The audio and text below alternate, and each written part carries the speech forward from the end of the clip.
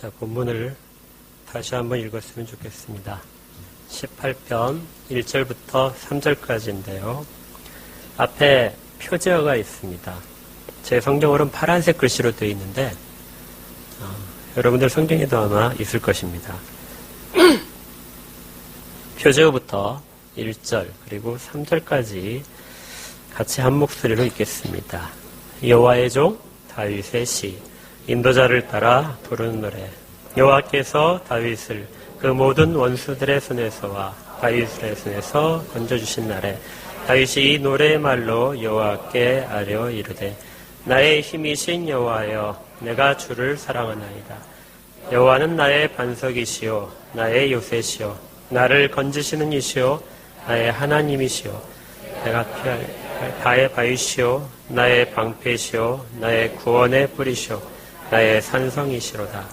내가 찬송받으실 여호와께 아뢰리니 내 원수들에게서 구원을 얻으리로다. 아멘. 시편 18편은 우리에게 매우 친숙한 그런 시입니다. 아마 이 시편의 18편 1절을 들어보지 않으신 분은 없을 것입니다. 이 자세한 내용들은 우리가 그런데 잘 모를 수 있습니다. 왜냐하면 이 시가 50절이나 되는 굉장히 긴 시고 그 내용들이 시적인 표현들이 많아서 우리가 좀 자세히 읽지 않는 경향들이 있는 것 같습니다. 우리가 읽은 1절부터 3절은 이 시 18편의 요약입니다. 그러니까 18편에서 전체적으로 말하고 싶은 전 내용이 1절부터 3절까지에 그렇게 담겨 있습니다. 또 그 중에서도 1절은 우리가 올해 우리 교회의 주제 선구이기도 하죠. 벌써 두 군데나 붙어 있고 주부에도 계속 실을 것입니다. 그래서 1절은 시편 18편의 혼 결론 부분이다 이렇게 생각하시면 됩니다. 이 1절을 다시 한번 보시면은 아주 쉬운 내용으로 되어 있습니다. 1절에 나의 힘이란 단어를 모르시는 분은 없죠. 여호와라는 단어가 무엇을 뜻하는지 모르시는 분은 없습니다. 또 주라는 단어도 다 아시죠. 주님. 또 사랑한다는 말도 모두 다 아십니다. 중요한 단어 4가지로 되어 있는데요. 4가지 단어들은 모두가 다 우리에게 친숙한 단어들입니다. 그리고 우리가 매일 쓰기도 하고 최소한 예배 시간에 이 말들이 안 들어가는 예배가 없을 정도입니다. 그런데 말이나 글이라는 것이 좀 묘해서요. 단어 하나하나를 놔뒀을 때는 그 단어들의 뜻을 다 알고 있는데 얘들을 문장으로 만들면 전혀 다른 뜻을 가지게 됩니다.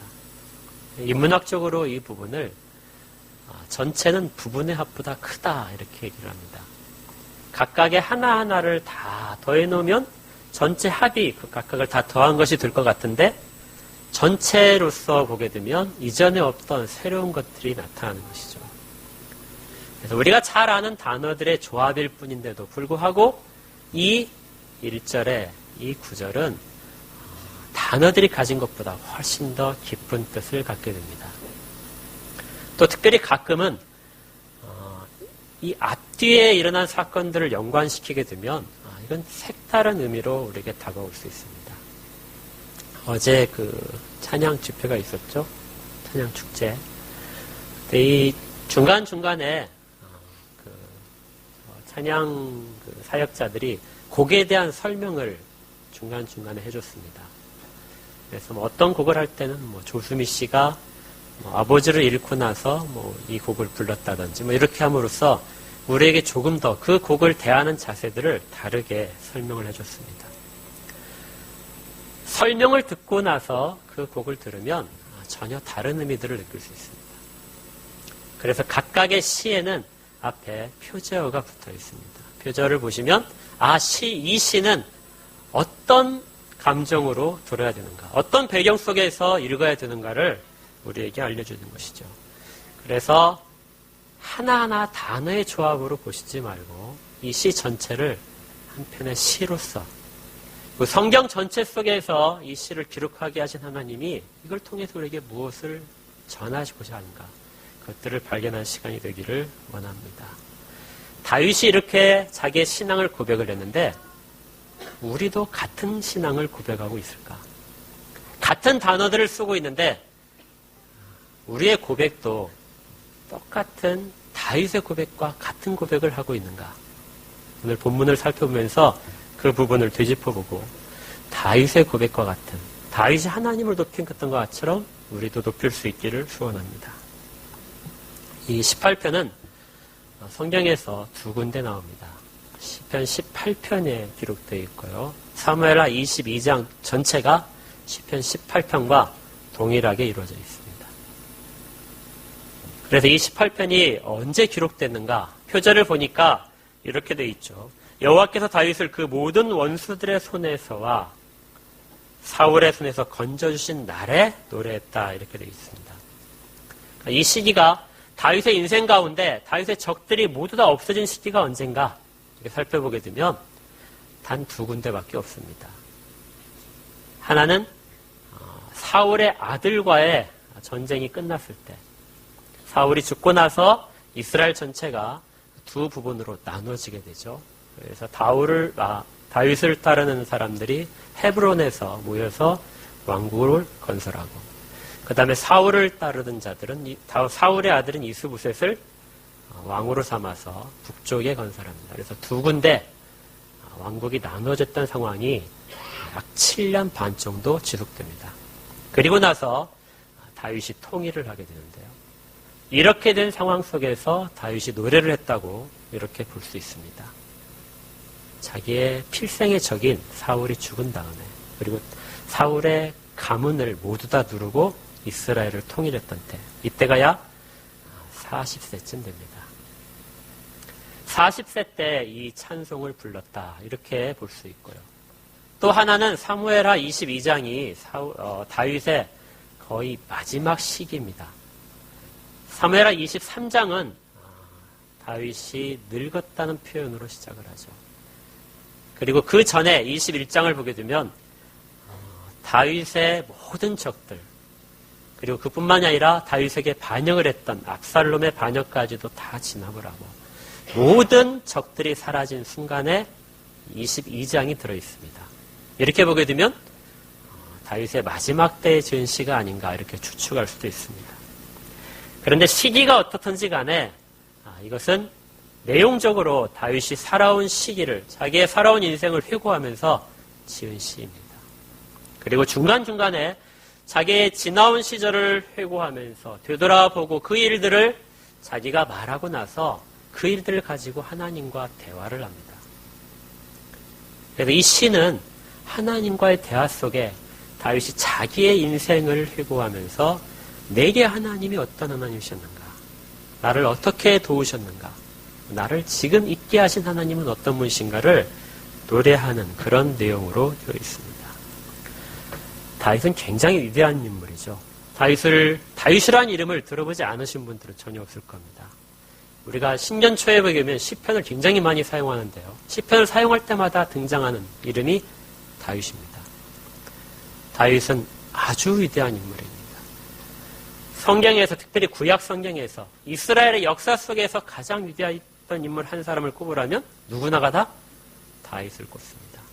다윗은 하나님이 약속하셨던 가나안 땅을 실질적으로 회복한 사람입니다. 가나안 땅을 점령해낸 사람, 그 땅에 살고 있던 모든 적들을 최종적으로 물리친 사람, 그것이 다윗입니다. 다윗은 이스라엘의 위기 상황을 다 구해냈고, 그리고 하나님을 높임으로써 성전을 건축하고 싶었습니다. 그런데 우리가 잘 알듯이 다윗은 성전을 건축하지 못했죠. 성전을 건축하는 대신 다윗은 성전에 필요한 모든 재료들을 준비하고 설계도를 준비하고 성전에서 일어날 모든 일들에 대한 규범을 다 만들었습니다. 제사장들이 어떻게 하나님을 섬겨야 되는가, 어떻게 하나님을 찬양해야 되는가, 성가대는 어떻게 조직되어야 되는가, 어떤 복장들로 서야 되는가를 다윗이 다 규범을 만들었기 때문에 이후에 성전이 건설되자 이스라엘 백성은 하나님 앞에 잘 정제된 예배를 드릴 수 있게 됩니다. 또 다윗은 위대한 시인이죠. 시편 전체 중에서 약 70%를 다윗이 지었다고 합니다. 각각의 내용들은 아주 아름답고도 절실한 내용들로 채워져 있어서 그 이후에 많은 사람들이 이 시편을 가지고 자기들의 감정을 대신 거기에 실어서 하나님께 찬양드리고 하나님께 토로하고 아픔을 아뢰는 그런 것들을 합니다. 그래서 다윗이란 이름이 들어간 모든 것들은 색다른 의미를 갖습니다. 성경에서 다윗이란 이름이 들어간 것들이 꽤 많이 있어요. 예수님을 이스라엘 사람들이 불렀을 때 뭐라고 불렀는지 기억나십니까? 다윗의 자손이에요. 다윗의 자손. 예수님께서 예루살렘에 입성하실 때 거기에는 모든 사람들이 환호합니다. 뭐라고 하느냐면 호산나 다윗의 자손이요. 메시아라는 말이 있음에도 불구하고 구원자라는 말이 있음에도 불구하고 다윗의 자손이라는 호칭을 사용해서 메시아를 대신하고 있는 겁니다. 또 있습니다. 예수님께서 태어나신 베들레헴, 다윗의 고향이죠. 그 베들레헴의 다른 이름은 다윗의 동네입니다. 오늘 다윗의 동네에 너희를 위하여 구주가 나셨다. 다윗의 동네란 이름은 베들레헴의 새로운 이름입니다. 이스라엘 역사를 볼 때 좋은 왕과 나쁜 왕을 구별하는 기준이 어디에 있느냐? 다윗에게 있습니다. 이 왕이 다윗의 길로 행했다. 다윗과 같지 않았다. 이걸 가지고 좋은 왕과 나쁜 왕을 구별하는 것이죠. 그리고 시도 그렇습니다. 시편에서 다윗의 시가 있고 다윗이 아닌 다른 사람의 시가 있습니다. 똑같은 내용들을 다룰 수 있겠지만 다윗의 시라는 것이 담겨져 있음으로써 사람들은 다윗이 겪었던 것들을 생각해내는 것입니다. 아마 다윗의 시를 읽을 때 사람들이 이렇게 생각할 수 있습니다. 옛날에 우리의 위대했던 시절, 우리의 가장 용성했던 시절, 하나님에 대한 찬양이 가장 뜨거웠던 시절, 이걸 떠올릴 수 있었을 겁니다. 어떤 사람들은 다윗의 그 역경을 지내온 시기를 생각하면서 다윗이 이런 역경을 겪었지. 그런데 그걸 다 극복해 승리했지. 이렇게 감정을 가지면서도 읽을 수 있습니다. 또 앞으로 오실 메시아를 기대하면서 시편을 읽을 수도 있습니다. 다윗이란 이름은 이렇게 아주 큰 것들을 우리에게 배경으로 생각하고 있게 만들어주는 것이죠. 그러면 다윗은 스스로의 인생을 어떻게 평가를 하고 있을까요? 다른 역사가들의 입을 통해서가 아니라 다윗 자신이 내 인생을 돌아봤을 때 내 인생은 이렇다 하고 회고를 하는데 어떻게 회고를 하고 있을까요? 18편에서 그 내용들을 하나씩 찾아보겠습니다. 4절과 5절을 먼저 보시겠습니다. 같이 읽을까요? 사망의 줄이 나를 얽고 불의의 창수가 나를 두렵게 하였으며 수월의 줄이 나를 두르고 사망의 올무가 내게 이르렀도다. 자, 4절과 5절은 모두 다 과거형입니다. 그러니까 내가 지금 이스라엘의 왕이 되어 있는데 내가 살아온 인생을 쭉 돌아보니까 4번씩이나 비슷한 표현들이 있어요. 사망의 줄이 나를 얽어놓고 있었다. 내가 사망이란 이름의 밧줄로 묶여 있었다는 겁니다. 불의의 창수가 나를 두렵게 했다. 불의의 물들이, 더러운 물들이 나를 가득 채워서 나를 빠져 죽게 만들었다. 수월의 줄이 나를 두르고 있다. 사망의 올무가 내게 이르렀다. 이 모두가 다 표현하고 있는 것은 생명의 위협입니다. 나를 없애기 위해서 모든 적들이 나를 대적해왔다. 이것이 다윗이 자기 인생을 회고하면서 제일 먼저 뱉은 말이에요. 나의 일생은 쉽지 않았다. 야곱의 인생 고백처럼 내가 정말 쉽지 않은 세월을 살았습니다 하고 다윗이 고백하는 거예요. 그 위대한 업적을 남겼던 다윗의 인생 고백이 나는 정말 매 순간마다 생명의 위협 속에 있었습니다 하는 겁니다. 그 인생을 돌아보시면 실제로 그렇습니다. 그는 늘 위협 속에 살았습니다. 그러면 이렇게 생명의 위협을 받는 순간순간을 다윗은 어떻게 이겨낼 수 있었을까요? 어떻게 해서 통일된 이스라엘 왕국을 건설하는 그 위대한 자리까지 이룰 수 있었을까요? 역시 다윗의 인생 고백 가운데 그 이야기를 찾을 수 있습니다. 6절 가겠습니다. 내가 환난 중에서 여호와께 아뢰며 나의 하나님께 부르짖었더니 그가 그의 성전에서 내 소리를 들으시며 그의 앞에서 나의 부르짖음이 그의 귀에 들렸도다. 앞부분만 보시면 다윗이 환난 중에서 뭐 했다고 기록되어 있죠? 누구께? 여호와께 아뢰며 나의 하나님께 부르짖었다. 우리가 잘 아는 뭘 한 것입니까? 기도를 한 거죠. 다윗은 환난 가운데 그 환난을 헤쳐나갈 힘이 자기에게 없다는 것을 잘 알았습니다. 죽음의 위협 앞에서 그 죽음을 떨쳐버릴 능력이 자기에게는 없었던 거죠. 다윗이 살아온 길을 한번 보시면 다윗은 양을 칠 때 항상 사자와 곰과 대적을 했습니다. 양들을 사자가 물어가면 쫓아가서 그 입을 벌리고 양을 꺼내왔다 이렇게 회고합니다. 곰의 발톱 가운데서 양을 지켜야 하는 것이 양치기의 의무입니다. 양치기 시절에 다윗의 적이었습니다. 그리고 나서 약 20세쯤에 골리앗과 싸우게 됩니다. 골리앗은 그 당대의 천하무적의 용사입니다. 그의 칼과 창과 방패만 하더라도 어느 누구도 감히 휘두르지 못할 정도로 강한 용사입니다. 그런데 그를 다윗이 상대해야 됐습니다. 사울왕은 이스라엘에 아주 강력한 군대를 가지고 있었습니다. 나중에 다윗이 쫓길 때 다윗을 죽이기 위해서 이스라엘 전체에서 차출된 군대가 3,000명이었습니다. 3,000명의 특공대가 다윗만을 죽이기 위해서 그를 10년 동안이나 쫓아다니게 됩니다.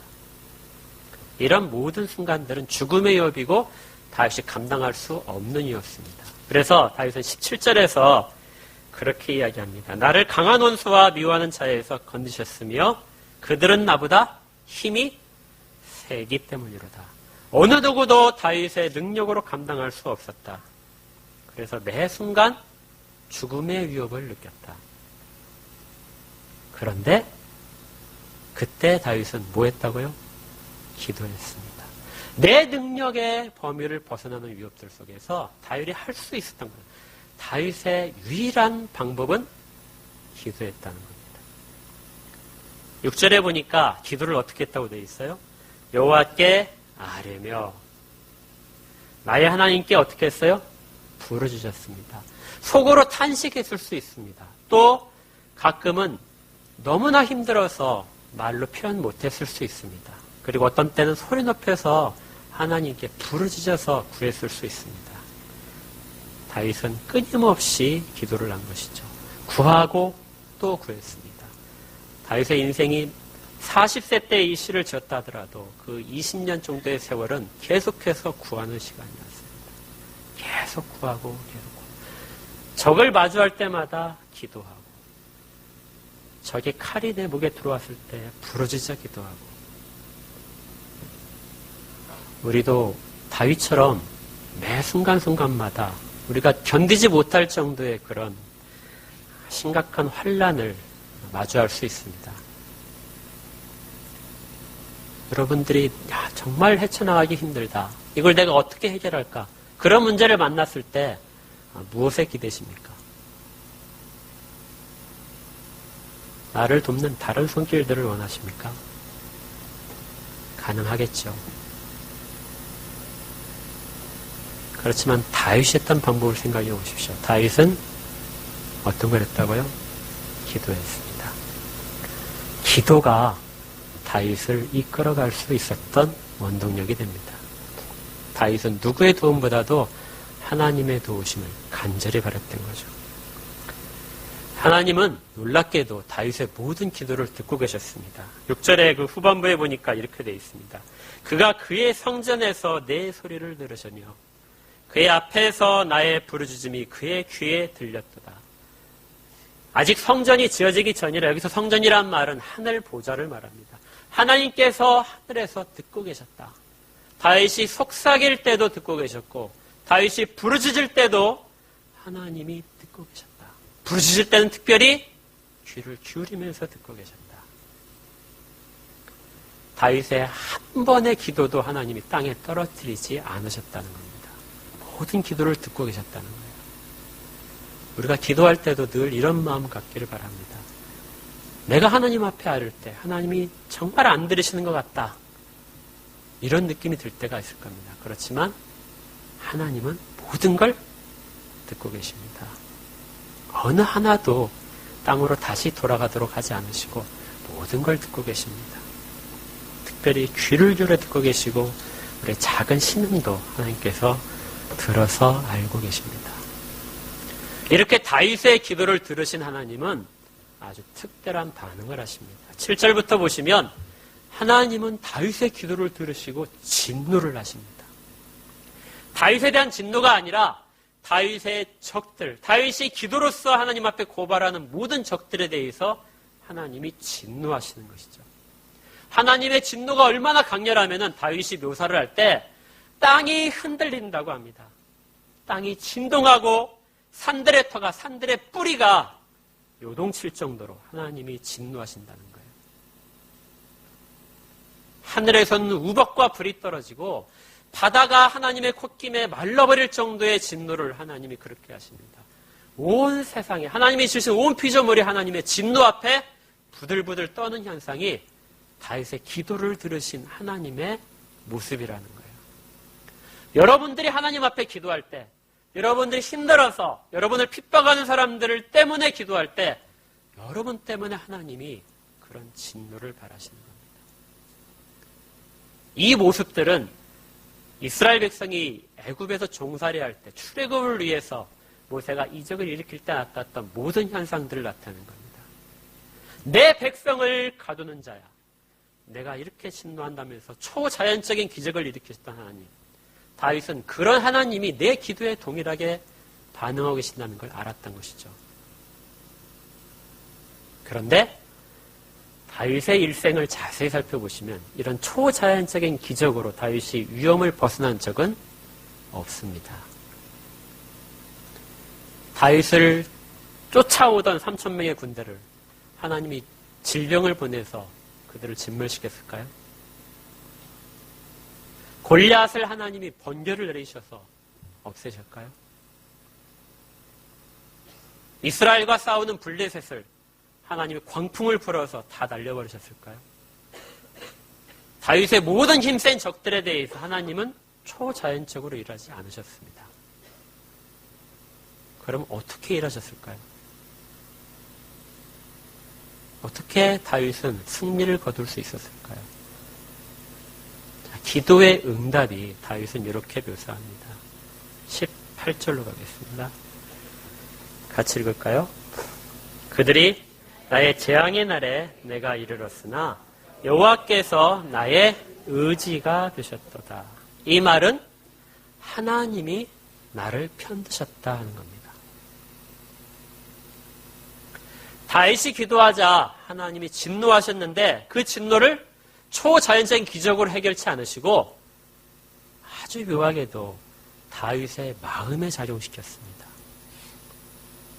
다윗의 마음 가운데 하나님이 들려주시는 거예요.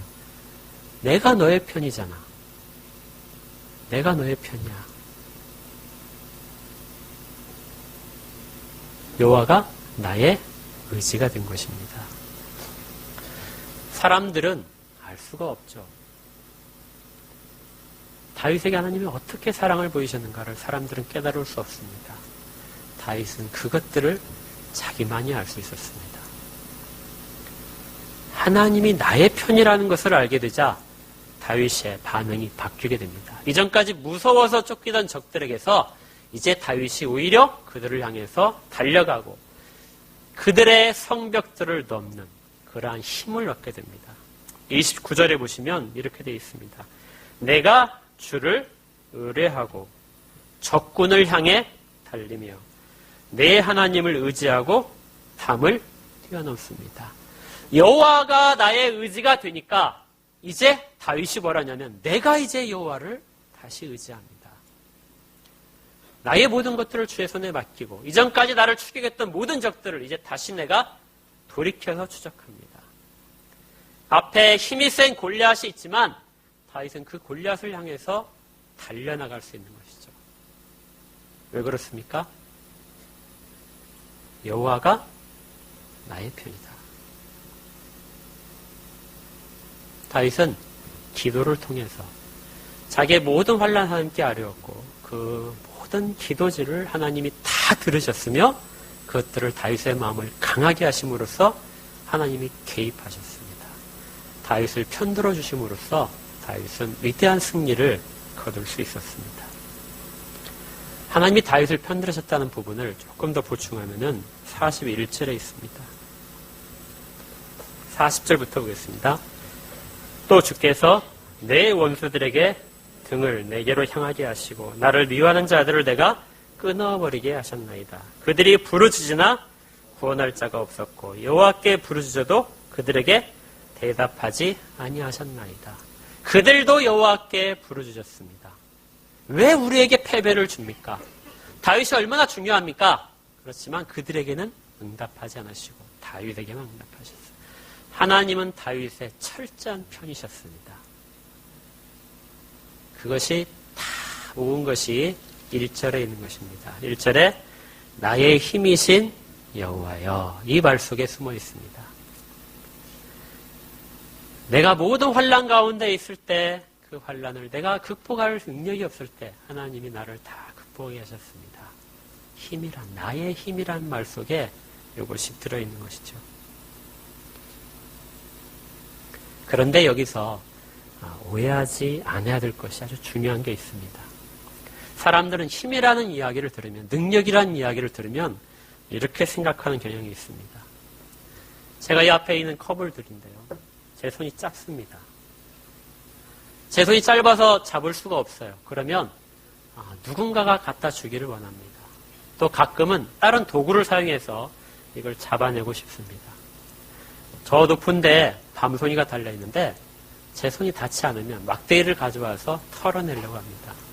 우리는 종종 하나님의 이름을 부르고 하나님이 나를 도와주시기를 바랄 때 막대기처럼 여호와를 구할 때가 있습니다. 내가 이 일을 해야 되는데 내 능력으로는 닿을 수 없습니다. 하나님 도와주셔서 저것을 얻을 수 있게 해주세요. 그리고 기도를 그 도구를 얻어내는, 그 능력을 얻어내는 방법으로 사용할 때가 있습니다. 그래서 힘이라는 단어를 여러분들이 사용하실 때 아주 되게 조심해야 됩니다. 하나님은 그런 존재가 아니시기 때문에 그렇죠. 다윗의 고백은 내가 도구로서의 하나님을 사용해서 승리를 거두는 것, 나의 능력이 미치지 못하지만 하나님이 내게 칼이 되셔서 적들을 쳐부수는 그러한 능력으로서의 하나님이 아니라 하나님의 손에 붙잡힌 다윗이 되기를 원하는 것입니다. 그것이 나의 힘이신 여호와입니다. 내 손에 들린 여호와가 아니라 나의 전체의 존재, 다윗이라는 한 인간의 존재를 성립시키는, 그래서 그의 인생을 끌어나가는 모든 능력의 원천, 그것이 나의 힘입니다.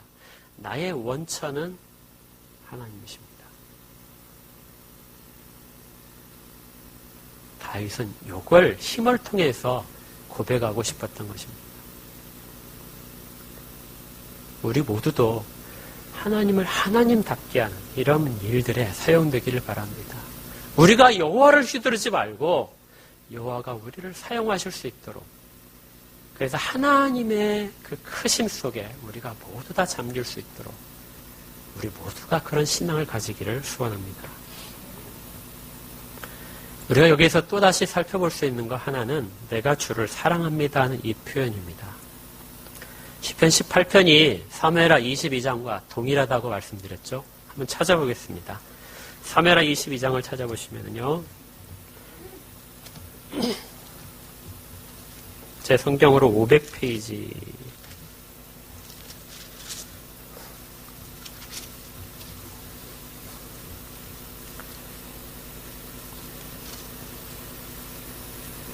18편과 한번 비교를 해보실까요? 22장의 2절과 18편의 2절부터는 모두 다 같습니다. 그리고 끝에 50절까지도 같은 내용과 거의 같은 단어들을 사용하고 있습니다. 다른 것은 앞부분밖에 안 달라요. 그런데 22장 1절에 있는 내용과 18편의 표제 부분은 거의 동일합니다. 그렇죠? 자, 그런데 표제 부분에서 조금 다른 부분이 있습니다. 우리 성경에 설명을 하기 위해서 후대 사람들이 붙였는데 22장 윗부분에 제 성경에 보니까 이 부분을 뭐로 분류를 했냐면 다윗의 승전가로 분류를 해놨습니다. 사무엘하 22장의 위치가 20장, 21장부터 시작해서 쭉 다윗의 전투가 그려집니다. 다윗이 모든 적들을 물리치는 과정이 다 기록되고요. 그 전쟁이 모두 다 끝났을 때 사무엘하 22장이 등장을 하는 거죠. 이것은 다윗의 위대함을 얘기합니다. 이스라엘의 왕국이 성립되는 과정 속에서 다윗이 얼마나 큰 일들을 이루어냈는가. 그리고 다윗을 하나님이 어떻게 도우셨는가. 하나님이 도우신 그 왕국이 앞으로 영원토록 지속될 것을 기원한 내용이 22장 속에 담겨 있는 것이죠. 22장은 그렇게 읽어야 됩니다. 그런데 동일한 내용이 기록되는 시편 18편으로 가보십시오. 시편 18편은 처음 시작이 이렇게 됩니다. 뭘로 되어 있죠? 여호와의 종이로 되어 있습니다. 다윗의 시라고 하지 않고 특별히 앞에 여호와의 종이란 말을 더 덧붙였습니다. 다른 부분과 한번 비교해 볼까요? 15편 한번 보십시오. 15편에 뭐로 되어 있죠? 다윗의 시 이렇게 되어 있습니다. 다윗의 시라고 하는 것과 여호와의 종 다윗의 시라는 부분은 어떤 차이가 있습니까?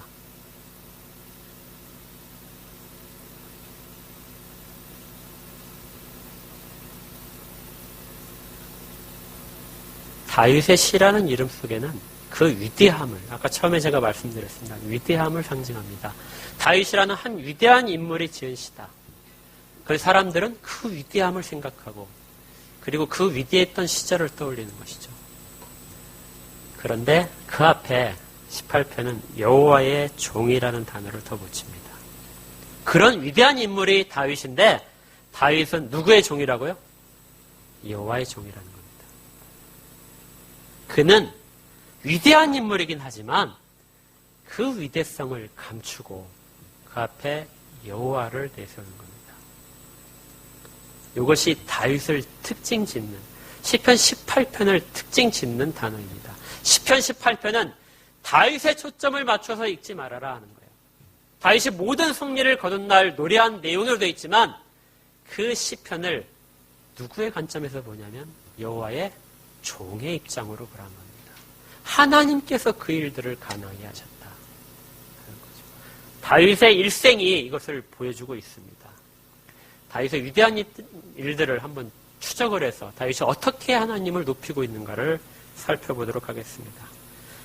먼저 사무엘상 17장을 가보겠습니다. 사무엘상 17장 45절입니다.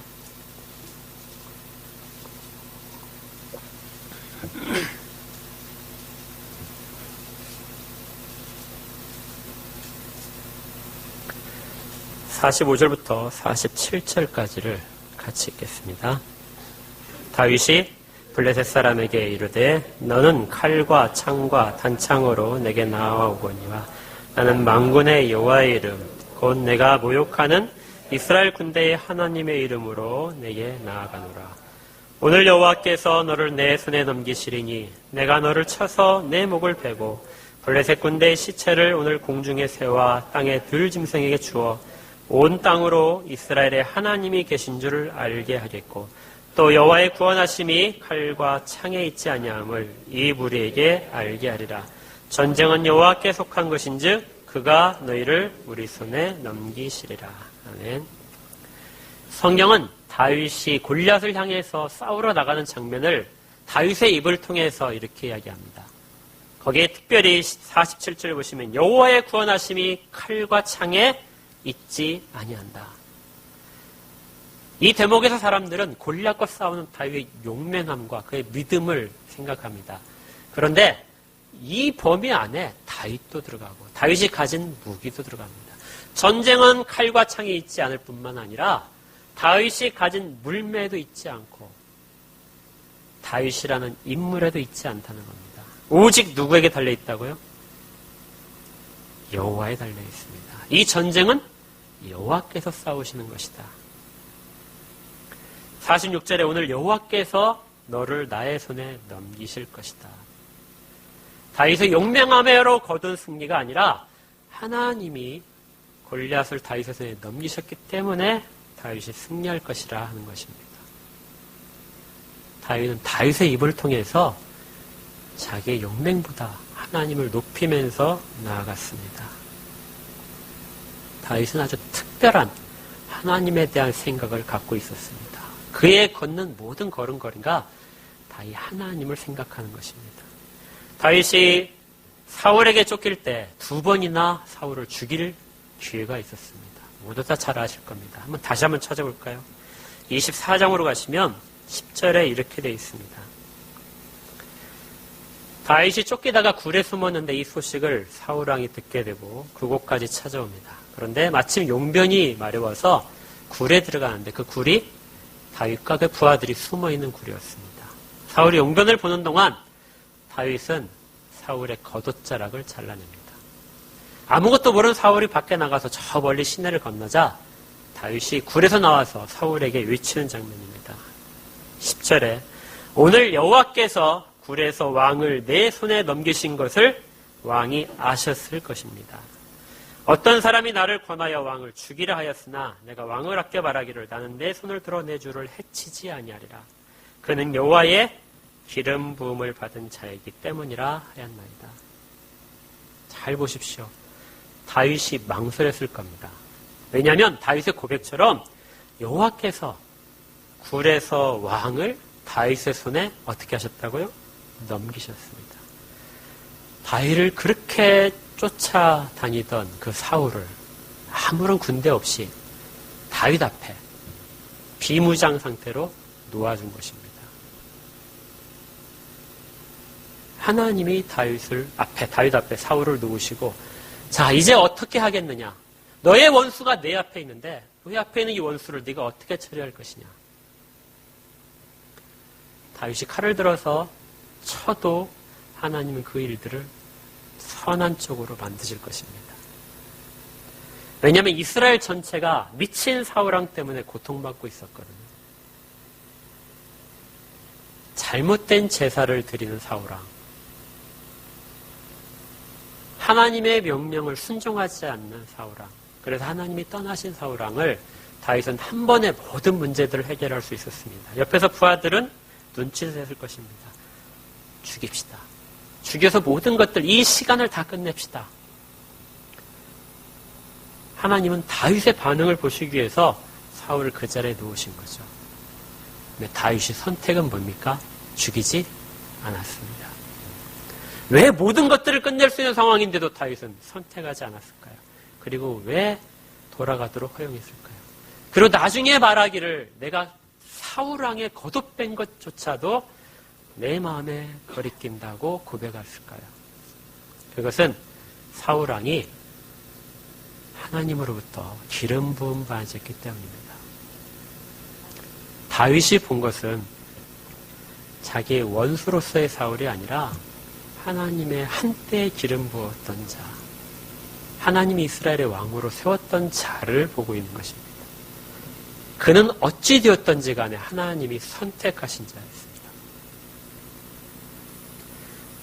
다음 기회가 한 번 더 있었죠. 천막에서 자고 있던 사울왕을 다윗의 군대가 부하들이 몰래 스며들어가서 사울왕의 천막으로 갔습니다. 그리고 창을 들어서 찌르려고 합니다. 부하가.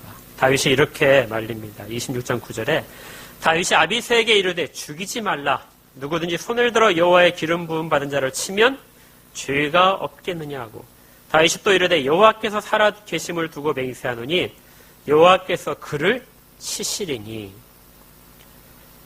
혹은 죽을 날이 이르거나 혹은 전장에 나가서 망하리라.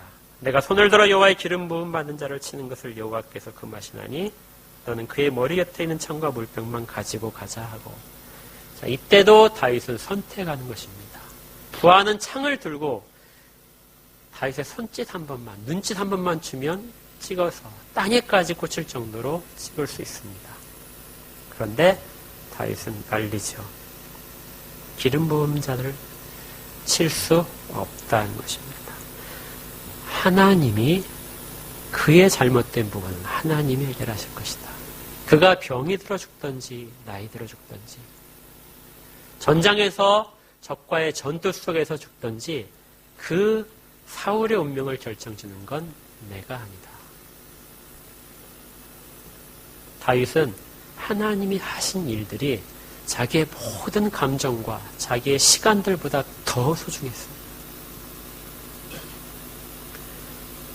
내가 다른 사람의 유익을 위해서, 이스라엘 전체의 유익을 위해서, 그 공의를 위해서 내가 사울 왕을 없애겠습니다 하지 않고 그 모든 것들보다도 무게는 하나님이 하신 기름 부었다는 단 하나의 사건이 다윗에겐 더 중요한 것이죠.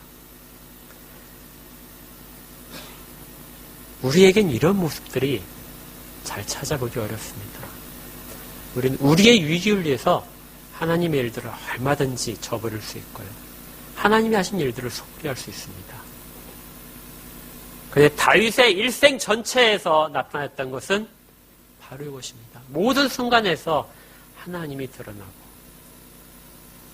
아주 사소한 일까지 그것이 하나님이 하신 일이라면 그 모든 것들은 나의 원통함과 모든 유익들보다도 그 사소하게 생각되는 그것이 더 소중했던 존재가 다윗입니다. 이것이 우리가 다윗의 위대함 속에서 정말 발견해야 되는 것이죠. 그러면 다윗은 어떻게 이러한 마음을 가질 수 있었을까요? 우리는 흉내내기도 힘든데 다윗은 어떻게 이런 마음을 가질 수 있을까요? 어떻게 가장 하나님을 높이는 이런 것들을 가질 수 있었을까요? 역시 다윗의 고백 속에서 찾아보겠습니다. 시편 18편의 35절입니다.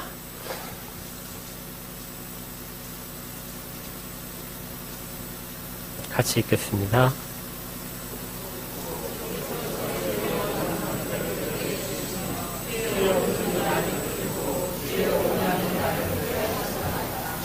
다윗은 하나님이 자기를 방패 속에 숨기셨다고 말하고 자기가 수렁에 빠져서 불의의 창수 속에서 죽어갈 때 주의 오른손이 그를 붙잡고 있었다고 말을 하고 주의 온유함이 자신을 크게 하였다고 주 앞에 말합니다. 주의 온유함이란 단어를 주의 있게 살펴봐야 됩니다. 이것은 겸손입니다. 하나님이 겸손하신 것입니다. 더 쉽게 말하면 하나님이 스스로를 낮추시는 것입니다. 이것이 겸손입니다. 하나님이 오르신데 그 오르심을 나타내지 않으시고 다윗을 높이기 위해서 하나님이 낮아지시는 겁니다. 다윗이 잘못을 하지 않았을까요? 그 일생 가운데 하나님의 계명을 저버리지 않았을까요? 그의 입술로 한 번이라도 하나님을 원망하지 않았을까요? 그의 모든 전투 속에서 불의하게 죽은 자들이 없겠습니까? 그런데 하나님은 어떻게 하셨냐면 사람들이 퍼붓는 비난조차도 감당해내셨습니다. 우리 가끔 이런 경우가 있죠. 예수 믿는 사람이 왜 저래? 저 사람 정말 예수 믿는 거 맞아? 가서 예배만 드리는 거 아니야?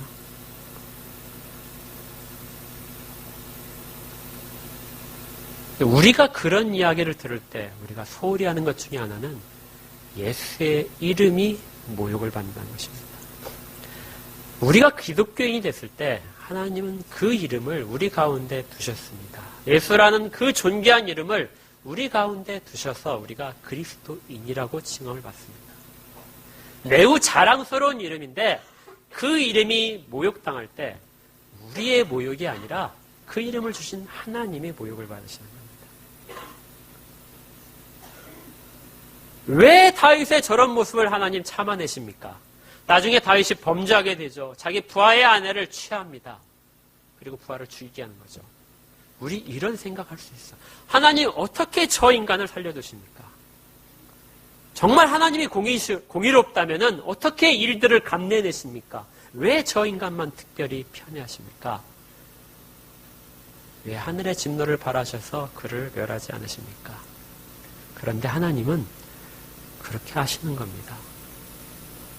그런 비난을 하나님이 감내해내시고 나의 사랑하는 자를 높이기 위해서 그를 완전한 지경까지 끌어가시기 위해서 그 모든 과정에 있는 잘못된 부분들을 하나님이 낮추심으로써 하나님이 감당해내시는 겁니다. 우리가 하나님의 자녀란 이름을 얻기까지 어떤 일들이 있었는지 한번 생각해 보십시오. 우리가 하나님을 알기 전에 하나님 우리를 선택하셨죠.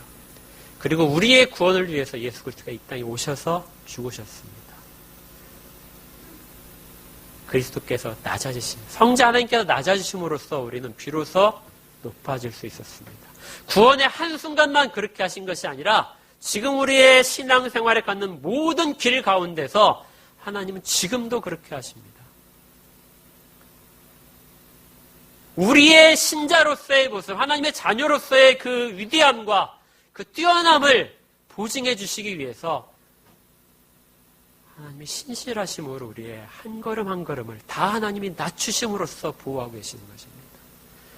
우리가 기독교인으로서의 신자로서의 모습을 보이지 못할 때 하나님은 하나님의 낮아지심으로 우리를 보호해 가십니다. 우리 욥기를 잘 아시죠? 욥기에서 하나님과 사탄의 대화가 처음에 등장합니다. 사탄이 이렇게 질문하죠. 욥이 까닭 없이 하나님을 섬기겠습니까? 그러자 하나님이 그러면 해봐라 허락을 하시죠. 욥은 그 모든 순간에서 하나님의 그 존귀하심을 잃지 않습니다. 그런데 그의 그 모든 것들을 하나님이 이미 알고 계셨죠. 욥의 모든 말에 진행되는 순서마다 하나님이 개입하셔서 그를 붙잡으시는 겁니다. 우리의 신앙 모두가 다 그렇습니다. 우리가 하나님의 자녀라면 우리가 하나님의 자녀로서 누리는 권세만큼이나 반드시 기억할 것은 하나님이 지금도 우리를 용납하고 계신다 하는 부분입니다. 이걸 다 합친 고백이 1절 후반부에 있는 내가 주님을 사랑하다이다입니다. 다윗과 하나님의 아름다운 관계. 하나님은 철저하게 다윗의 편이 되어주시고 다윗의 모든 허물을 덮으시며 하나님의 낮아지심까지 다윗을 높이 끌고 가셨던 완전한 지경까지 끌고 가셨던 모든 과정들을 다윗이 알고 있었던 것이죠. 그 모든 것을 알고 있는 다윗이 고백할 수 있는 것. 내가 주 앞에 무엇으로 들리리까? 내가 주를 사랑하나이다. 주를 사랑한다는 그 고백 속에 다윗의 모든 인생의 정점이 있는 것입니다. 다시 처음으로 돌아가서 우리 똑같은 단어들을 갖고 있습니다. 나의 힘이신 여호와여, 힘과 여호와와 나의 주님, 그리고 사랑합니다. 이 고백들을 우리는 수도 없이 하는데요. 다윗의 인생의 회고의 고백처럼 우리도 같은 고백을 하고 있는지를 꼭 돌아보십시오. 내가 주님을 사랑한다고 하는 고백 속에 주께서 그렇게까지 낮추시기까지 나를 사랑한 고백이 담겨 있는지, 그리고 나의 도구로서의 하나님이 아니라 하나님의 손에 붙잡힌 자로서의 나의 고백이 그 가운데 담겨져 있는지. 우리 교회가 이 1절을 가지고 1년 동안에 선고로 삼아서 활용을 할 것입니다. 나중에 연말에 가서 우리 다시 이것을 돌아봤으면 좋겠습니다. 1년 동안의 일들을 가지고 1년 동안 내가 과연 돌아봤을 때 나의 힘이신 여호와여 고백할 수 있을까? 내가 주님을 사랑합니다. 1년 동안에 나를 사랑하신 주님의 사랑을 깨달으면서 거기에 대한 마땅한 반응으로서의 내가 주님을 사랑한다는 고백이 나올 것인가? 아니, 나중에 우리가 이 땅을 떠날 때 그때 똑같은 다윗과 같은 이야기를 할 수 있을까? 나의 일생 가운데 개입하셨던 하나님, 그 하나님이 없으면 나라는 존재는 없었습니다. 이렇게 고백할 수 있을까요? 그리고 나의 일생 가운데 하나님이 보여줬던 그 사랑 가운데 내가 이제 그것들을 깨달아서 하나님을 사랑한다고 고백합니다. 이게 다 있었으면 좋겠습니다. 하나님과 다윗 간의 사랑. 이 고백을 시편에 담아서 시편을 읽는 모든 청중들은 같은 목소리로 고백을 했습니다. 표제어에 있죠. 여호와의 종 다윗의 노래, 인도자를 따라 부르는 노래입니다. 모든 청중들이 다 같이 부르는 것입니다. 위대한 시간을 달라는 것이 아니라 나를 더 높은 곳으로 삼아달라는 찬양이 아니라 하나님의 사랑에 대한 나의 더할 수 없는 반응으로서 주 앞에 내놓는 것, 이 찬양을 모든 청중들이 하는 것입니다. 특별히 31절에 보면은 이렇게 되어 있습니다. 여호와 외에 누가 하나님이며 우리 하나님 외에 누가 반석이냐. 모든 단어들 여기까지 시편이 50절에 이르는 동안에 딱 한 번 나오는 표현입니다. 다른 부분들은 전부 다 나의 반석, 나의 하나님, 나를 이렇게 하셨습니다. 그리고 32절부터 또다시 나로 돌아가는데요. 이 절만 우리입니다. 여호와 외에 누가 하나님이며 우리 하나님 외에 누가 반석이냐. 이 절은 아마 모든 청중들이 한 목소리로 같이 다 크게 불렀던 것 같아요. 앞에 있는 부분들은 조용히 할 수 있습니다. 조용히 쭉 하다가 갑자기 모든 청중들이 주의자의 주의에 맞춰서 이렇게 고백합니다. 여호와 외에 누가 우리 하나님이 될 것인가? 우리 하나님 외에 누가 우리의 반석인가? 우리 엘림교회 모든 성도들이 다 똑같은 신앙의 고백들을 하기를 바랍니다. 이스라엘 청중들이 시편을 읽으면서 그렇게 했듯이 우리도 똑같은 고백들을 하기를 바랍니다. 이 모든 고백을 다 받으실 만한 분이 하나님이십니다. 다윗은 3절에 요약 부분의 마지막에 이렇게 얘기하죠. 내가 찬송받으실 여호와께 이 모든 찬송을 마땅히 받으실 만한 분이 하나님이십니다. 그렇게 말하면서 아르르니 내 원수들에게서 구원을 얻으리로다. 앞으로 다윗은 많은 어려움을 겪을 것입니다. 살아생전에 우리도 마찬가지죠. 다윗의 하나님이 우리 하나님이십니다. 다윗을 끝까지 지키셨듯이 우리도 지키실 것입니다. 지금까지 구원하셨던 하나님이 동일한 사랑으로 우리를 붙잡으셔서 끝까지 이끌어내실 것입니다. 그 하나님을 우리 1년 동안 마음껏 찬양했으면 좋겠고요. 하나님에 대한 고백을 더 마음껏 담아서 우리 찬양 가운데 실었으면 좋겠습니다. 나의 하나님이신 여호와여, 내가 주를 사랑하나이다. 늘 기억하시고 그 참다운 마음들을 고백하는 여러분의 1년과 평생이 되기를 주의 이름으로 축원합니다. 기도하겠습니다.